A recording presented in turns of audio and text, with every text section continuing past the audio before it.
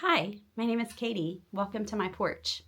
Today I'm going to be sharing with you 10 things that I did while grieving the loss of my parents just 3 weeks apart in August of 2021. I am by no means a grief expert, but these are just things that I found helpful, and I'm hoping that maybe one or more of them might be helpful to you too. I'm going to be sharing these things not in any particular order, but we're going to start off with number one is I rode the waves of emotion. And quite frankly, here 3.5 years later, I still try to ride the waves of emotion as they come. I have a couple of friends who have been fearful, honestly, of riding those waves of emotion and letting the tears fall. I think that maybe they fear that if they let themselves feel, if they let the tears fall, if they break down in any way, they're afraid it'll never stop. But I found that to be exactly the opposite. When I feel sad, if I just go ahead and let the tears fall and think those sad thoughts and feel it in that moment, it can be painful for a little while, but tears can be healing too. And eventually they do stop. And eventually you do feel better. Does it change the outcome? No.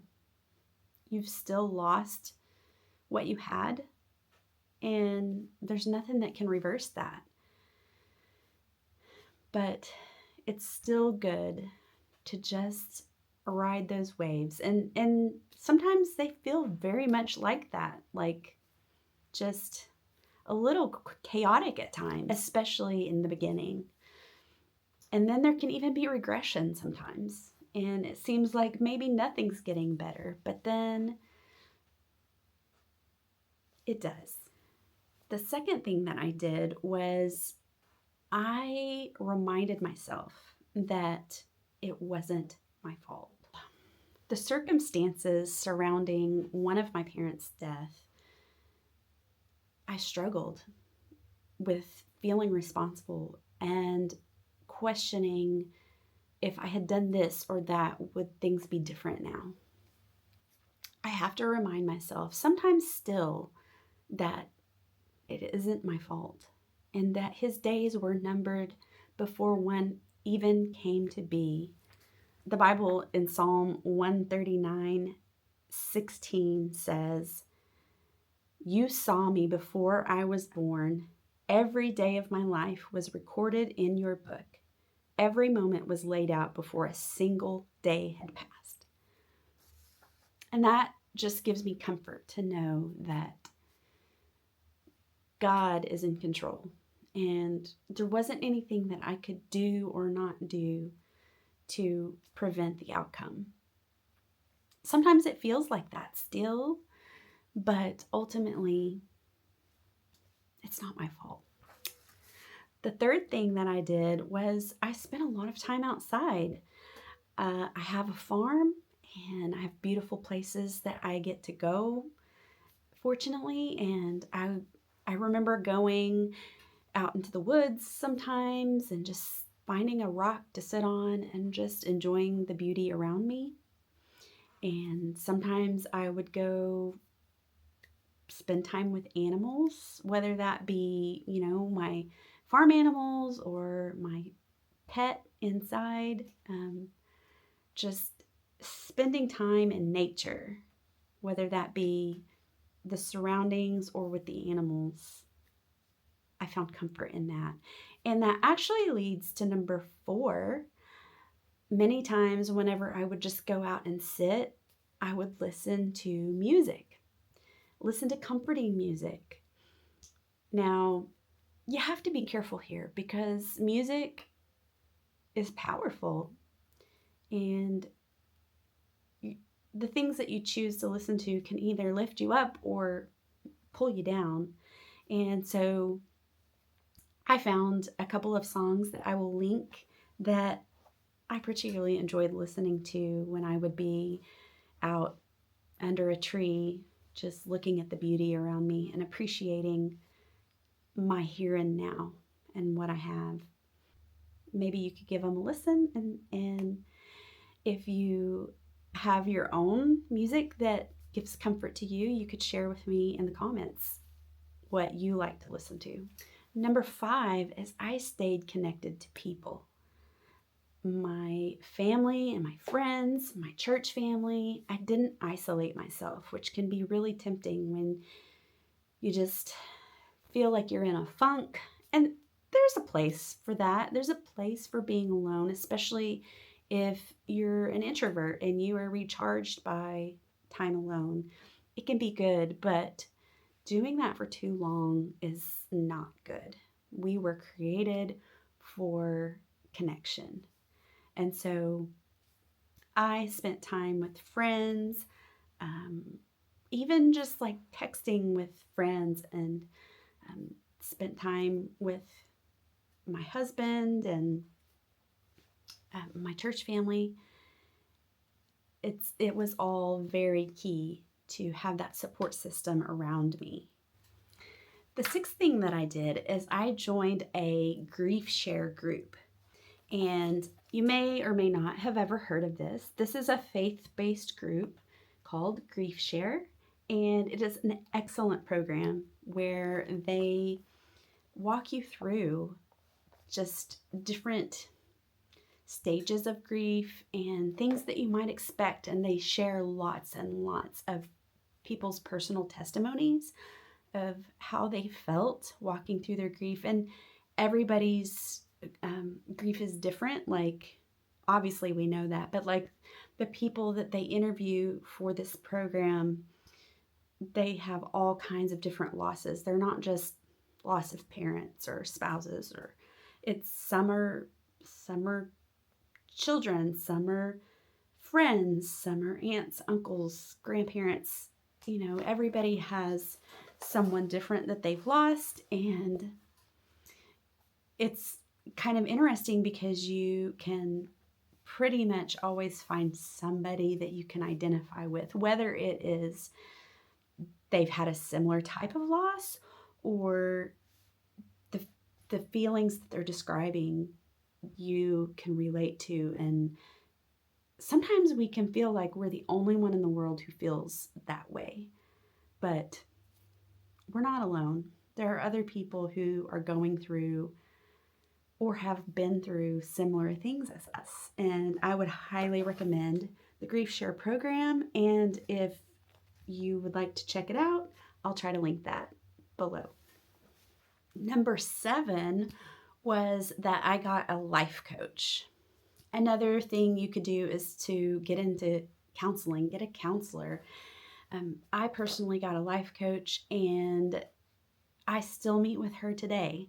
And it's just so helpful to have somebody that you can go and process things with out loud and make a plan for how you're going to move forward in your life when everything has changed and you don't know what is next.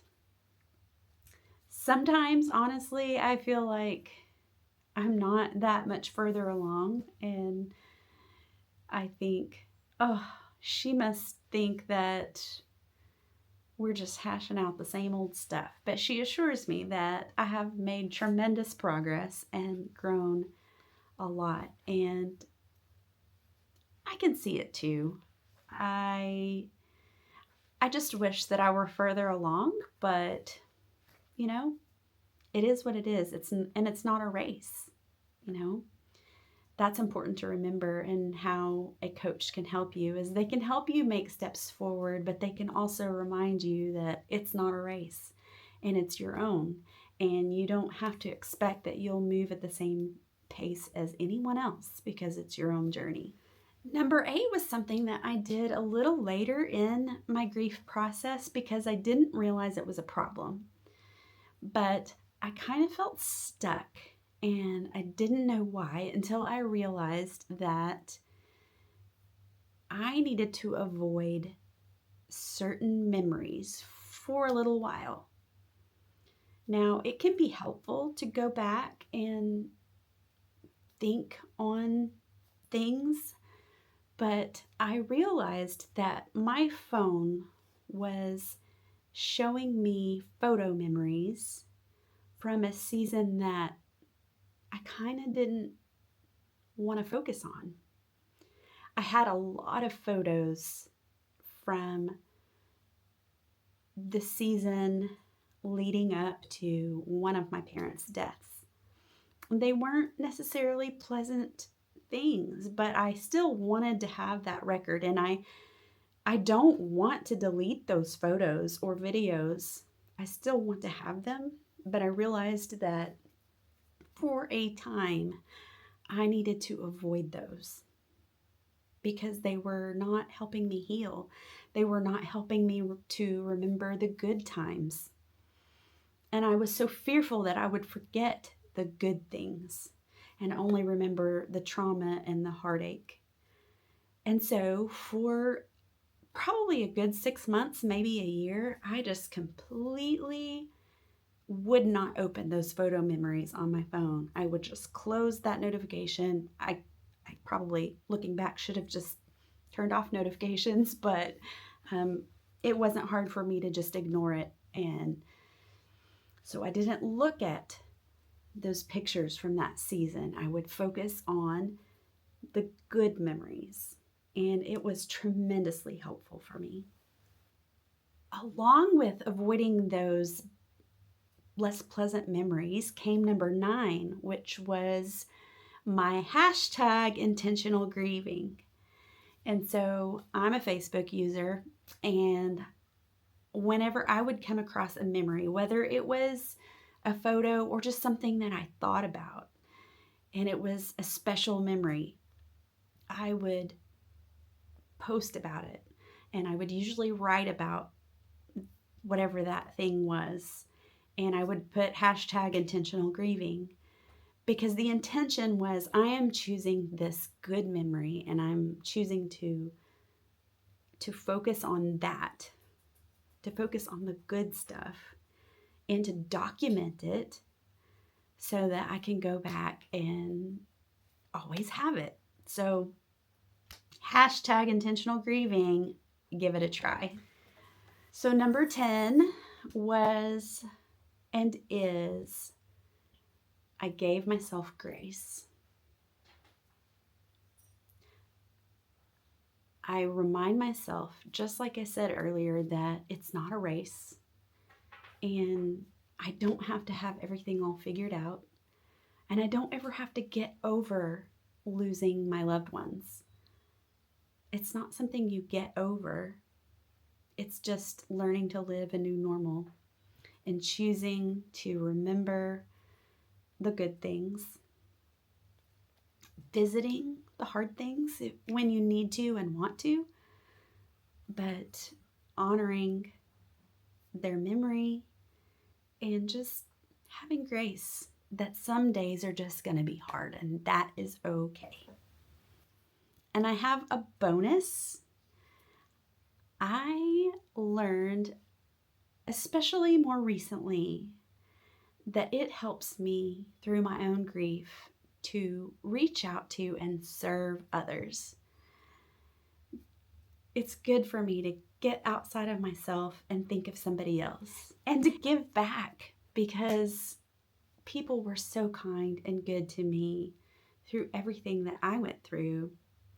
And even though people may not be going through the same things that I did, if I can just be there to ease their burden, then it helps me to take the focus off of myself and to give it to somebody else. And that's beautiful.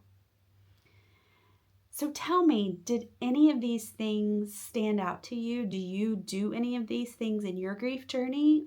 Or is there something else that you do? Maybe comment and let me know what you do to help you through your grief journey.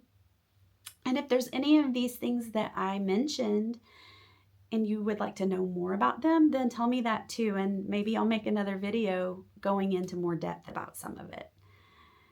Thank you for joining me today. I hope you have a blessed day, and let's keep on keeping on.